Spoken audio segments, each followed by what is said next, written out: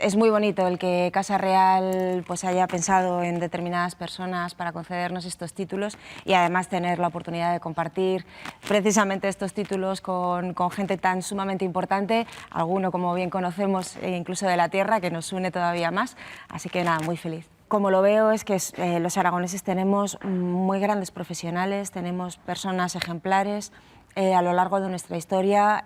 Ahora somos 2 los que recibimos el título, pero como bien sabéis hay muchos que tienen ya el título de hace muchísimos años.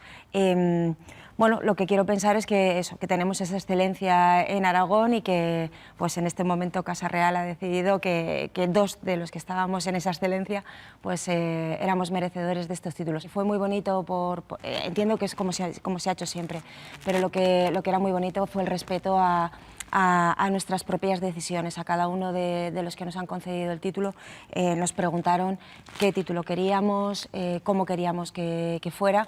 Pues en mi caso el Marquesa de Perales obviamente es por el apellido, pero no es algo de alguna manera egoísta, es porque es en honor a mi padre, que falleció hace muchísimos años, y era una forma también de dejar pues, ese legado que caló en mí, pues que trascienda un poquito más. Y lo de hereditario o de estirpe, tengo un niño y yo lo consulté con mi hijo y me dijo, mamá, por favor, yo quiero que sea hereditario.